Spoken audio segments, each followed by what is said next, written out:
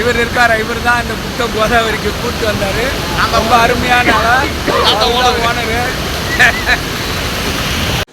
குப்த கோதாவரி, அதாவது குப்த கோதாவரின்றது வந்து கோதாவரி ஆறுனோட ஆரம்பம்.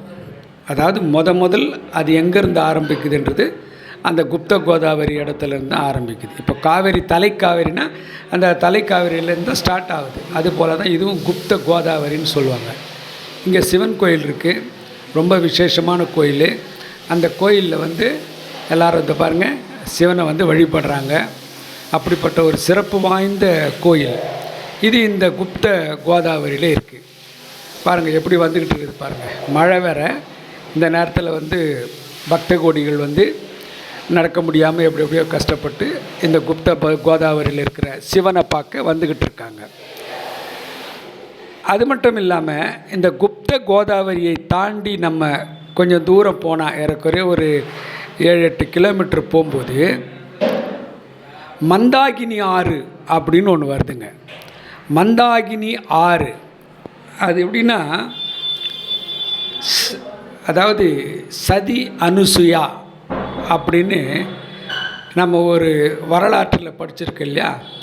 அந்த சதி அனுசுயா அவங்க யார் வந்தாலும் சாப்பாடு கொடுப்பாங்க, எங்கே போனாலும் சாப்பாடு. அவங்களுக்கு வந்து அன்னதானம் பண்ணுறது அவ்வளோ பிரியம்.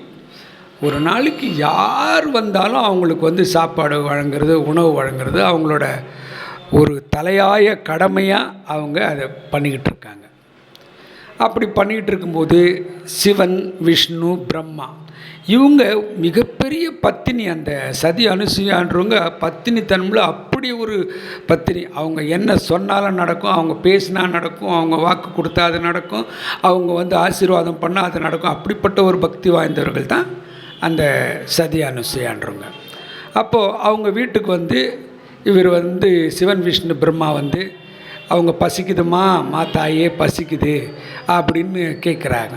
பிச்சைக்காரங்க வந்துக்கிறாங்கன்னு நினச்சி சாப்பாடு கொண்டு வரப்போனால் இந்த அம்மாவோட ஞான திருஷ்டியில் அவங்க வந்து கடவுளாக தெரிகிறாங்க.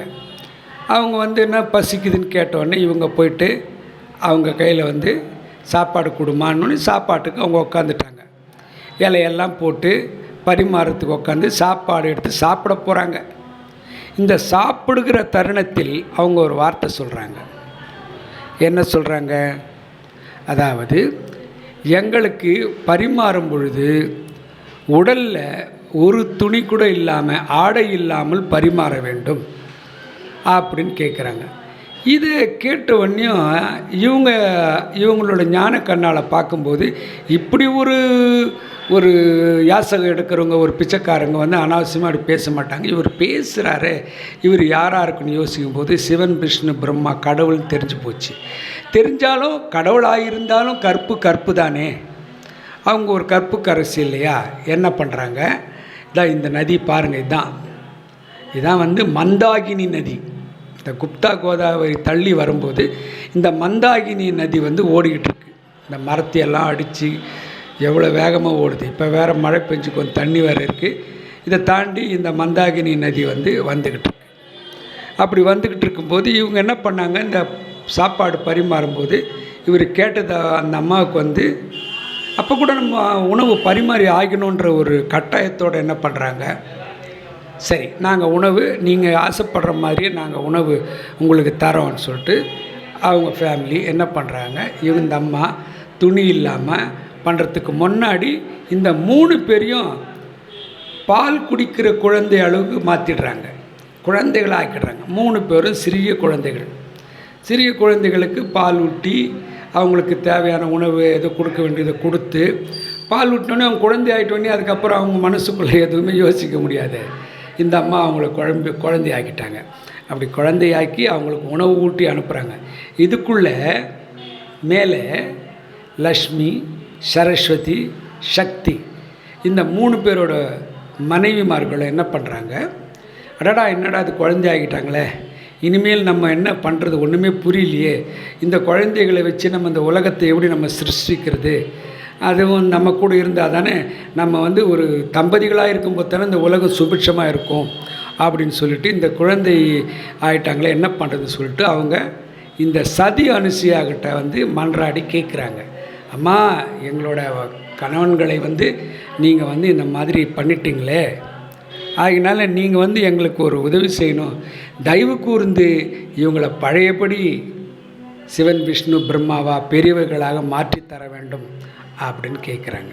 உடனே சிவன் விஷ்ணு பிரம்மாவா இந்த அம்மா ஆசீர்வாதம் பண்ணி தண்ணீர் தெளித்து அவங்கள வந்து மாற்றிடுறாங்க. உணவுக்காக உட்காரும் போது தண்ணி தெளித்து அவரை குழந்தையாக மாற்றிடுறாங்க 3 பேரையும்.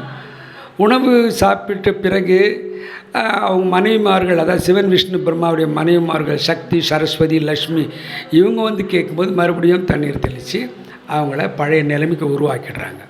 அப்படி உருவாக்கினோடனே அவங்க வந்து அவங்களுக்கு மன்னிப்பு கேட்டுட்டு அந்த அம்மாக்கிட்ட, நீங்கள் வந்து இந்த உலகத்தில் இனிமேல் நீங்கள் வந்து கடவுளாகவே கருதப்படுவீங்க, உங்களை மற்றவர்கள் வந்து வணங்கக்கூடிய அளவுக்கு நீங்கள் இந்த சமுதாயத்தில் பேர் இருக்கும்.